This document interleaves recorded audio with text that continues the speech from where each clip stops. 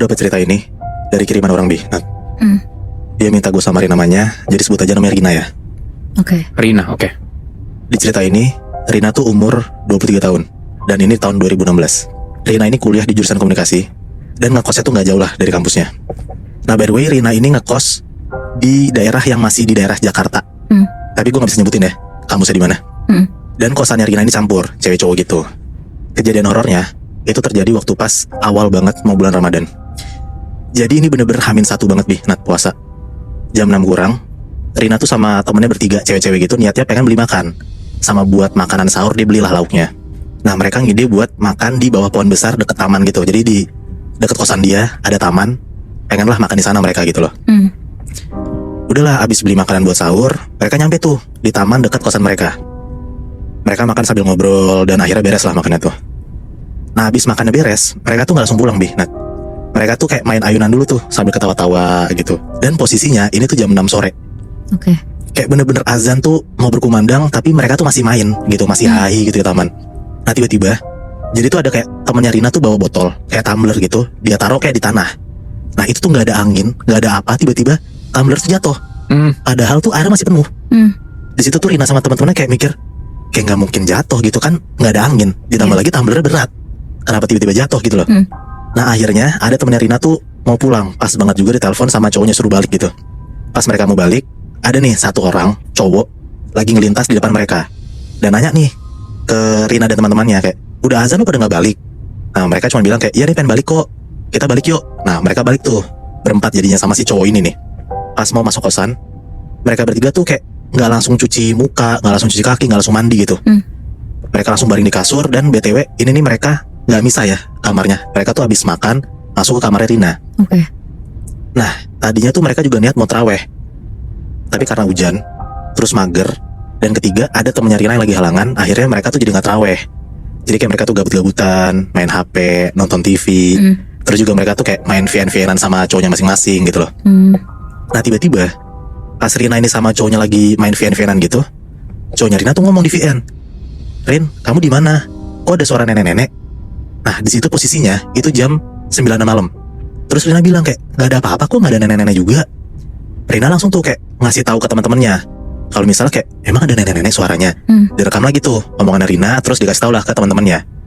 Nah pas teman-temannya dengar, mereka denger Bi, Nat, ada kayak suara nenek-nenek ngomong kayak gitu. Serem banget. Nah karena Rina penasaran, akhirnya Rina kedenger lagi lah kiriman VN dia ke cowoknya. Dan ternyata bener Bi, Nat, Rina pun akhirnya denger kalau ternyata di VN itu ada kayak suara nenek-nenek. Nah bahkan beres banget Rina matiin VN-nya, dia tuh denger kalau dari bawah tempat tidurnya dia itu kayak ada suara nenek-nenek, persis banget kayak suara di VN. Nah Rina refleks lah buat ngecek ke bawah kasurnya, karena di bawah kasurnya tuh gak ada apa-apa, kosong aja gitu loh. Tapi dia denger kok ada suara orang gitu kan. Pas Rina ngedeketin kepalanya ke bawah kolong kasur, terus dia nengok nih ke kolong, tiba-tiba di bawah kolong kasurnya itu ada kepala nenek-nenek yang lagi melototin Rina. Wah anjir. Jadi Rina sama nenek-nenek itu tuh bener-bener tatap-tatapan itu lebih, hancur banget di situ tuh. Rina kaget, dia teriak, dan teman-temannya jadi bingung kayak, kenapa Rina tiba-tiba teriak gitu kan. Teman-temannya langsung nyoba lah tuh nengok ke bawah kasurnya dia juga, tapi nggak ada apa-apa. Teman-temannya nggak lihat apa-apa, kosong gitu lebih. Rina langsung lah tuh nge-WA cowoknya, dan dia ngasih tahu lah kalau di kamarnya ada setan. Cowoknya Rina tuh langsung bilang lah ke Rina, suruh cuci-cuci, suruh mandi, baca doa, dan jangan pernah dengerin VN itu lagi. VN yang ada suara nenek-nenek itu ya. Iya. Akhirnya Rina ikutin saran cowoknya, dia mandi dulu, dan teman-teman Rina pun juga jadi coba nenangin Rina lah, karena teman-temannya tahu kalau Rina tuh ketakutan gitu.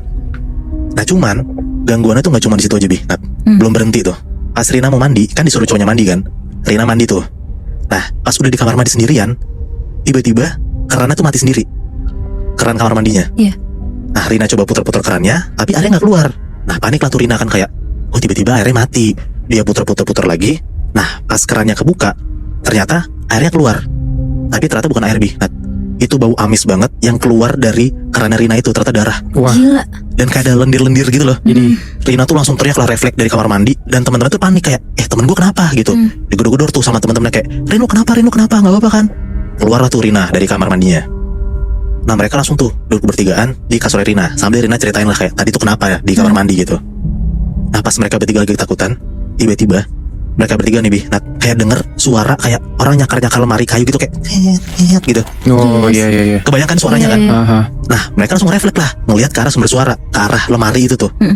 Ternyata di atas lemari itu ada sosok nenek-nenek yang lagi duduk sambil cekikikan dan kayak nyakar-nyakarin lemarinya gitu. Aduh. Jadi akhirnya mereka bertiga tuh ngeliat ada sosok nenek-nenek itu. Tadi kan cuma Rina doang yang lihat kan. Iya. Di situ tuh Rina sama temennya takut banget. Dia tuh langsung keluar dari kamar Rina dan masuk ke kamar temennya. Pas udah masuk kamar temennya Rina, kayak mereka tuh kayak rada tenangan gitulah, karena mereka mikir ya udah nggak ada gangguan lagi karena kan udah nggak di kamar Rina kan. Iya. Akhirnya sekitar jam 10-an malam mereka tidur tuh. Karena mereka takut dan mereka tidur sekasur bertiga, mereka tuh mutusin buat kayak selimutan gitu loh. Tiga-tiga tuh masuk selimut gitu. Nah tapi Nat, sekitar jam 12-an malam, tiba-tiba selimut mereka tuh kayak kebuka gitu, kayak ada yang narik, dan jendela kamar temannya Rina ini tiba-tiba kebuka sendiri kayak brak gitu. Nah angin malam tuh kayak langsung nembus masuk ke dalam kamar temannya Rina gitu loh. Dan makin bikin tempatnya tuh dingin gitu. Karena ada suara kayak gitu dan karena kedinginan banget, akhirnya Rina kebangun. Tapi yang kebangun Rina doang, teman-temannya gak kebangun. Rina bangun, dia berdiri, nutup jendela, terus dia balik lagi ke kasur buat tidur. Tapi gak lama dari situ, tiba-tiba jendela kamarnya kebuka lagi, dan selimutnya kayak dia narik lagi. Dan lagi-lagi yang kebangun Rina doang, dua temannya enggak. Rina bangun lagi tuh, dia bangun buat nutup jendela. Nah ternyata pas dia berdiri dan dia mau nutup jendela, dia tuh ngeliat dari luar jendela itu ada sosok nenek-nenek yang lagi melotot sambil jalan gitu ngedekat ke arah Rina. Terus? Nah Rina di situ ketakutan banget lah tuh. Dia langsung sambil baca-baca Al-Quran, dan dia tuh baca kenceng banget karena dia ketakutan gitu lebih. Dengar ada suara orang baca-baca Al-Quran gitu, teman-teman jadi kebangun lah dan melihat kalau ternyata sumber suara yang orang lagi baca Al-Quran itu dari Rina. Teman-teman langsung kebangun tuh dan langsung deketin Rina lah. Pas mereka bangun, mereka ngelihat ternyata Rina tuh kayak bengong gitu lebih. Nat, dia berdiri tegak di depan jendela dan Rina tuh matanya merem tapi sambil baca-baca Al-Quran. Wah, aneh banget. Aneh banget kan? Dan pas dipegang sama temennya Rina, ternyata kayak ada yang aneh gitu karena Rina merem nih, tapi Rina tuh kayak genggam tangannya sendiri kayak kenceng banget sampai kulitnya tuh kebuka gitu loh. Jadi kayak neken tangannya sendiri gitu loh pakai kuku. Temennya tuh coba nyolek-nyolek Rina, kayak goyang-goyangin Rina, tapi ya Rina tuh diem aja. Kayak dia tuh cuma komat kamit doang, dia tuh nggak ngomong apa-apa gitu loh, nggak gerak apa-apa juga. Di situ satu temennya Rina tuh kayak beraniin diri ngebisikin Rina dan ngomong kayak, ayo Rin kita baca ayat kursi bareng-bareng. Ayo Rin kita baca Rin, kita baca Rin. Akhirnya bertiga nih baca ayat kursi nih bareng-bareng nih bertigaan. Nah pas mereka baca ayat kursi bertigaan nih, tiba-tiba gubrak, ada denger lagi tuh suara jendela kamarnya tuh ketutup. Tadi kan jendela kebuka kan? Pas mereka baca ayat kursi, jendela ketutup tiba-tiba, duar gitu. Nah pas banget jendela yang nutup, Rina tuh langsung lemes dan jatuh, kayak pingsan tapi bukan yang hilang sadar gitu nggak ya? Teman-teman Rina tuh langsung kayak ngegotong Rina dan ngebawa Rina ke kasur, dan dia kayak nenangin Rina dan nanya lah kayak, Rina kenapa? Lo ngeliat apa tadi? Nah Rina sambil lemes tuh cerita kayak dia tuh ngeliat ada sosok nenek dan sosok nenek ini gangguin Rina lagi. Dan Rina juga bilang pas di posisi itu tuh perut Rina tuh sakit banget dan rasanya tuh kayak asam lambungnya tuh naik gitu lebih. Nat, kayak perutnya tuh perih banget, sakit banget sampai perutnya tuh melilit gitu. Nah Rina tuh sambil cerita sambil megangin perutnya aja karena kayak selama 5 menit 10 menit tuh perut dia tuh masih sakit banget. Kayak asam lambung naik itu, lu berasa kan sakitnya kayak gimana? Iya, tahu. Paham. Nah teman-teman tuh langsung kayak nenangin Rina dan kayak ngasih minum tuh biar Rina tenangan gitu. Dari jam 12-an malam sampai sekitar jam 4-an pagi lah tuh mereka nggak tidur. Mereka tuh cuma bengong doang, baca-baca Al-Quran, nenangin Rina, sampai nggak berasa tiba-tiba udah waktu sahur karena udah jam 4 pagi kan. Akhirnya mereka coba tenang, terus mereka sahur, habis sholat, barulah tuh mereka tidur. Untungnya pas mereka tidur bangun-bangun udah nggak ada tuh gangguan sama sekali.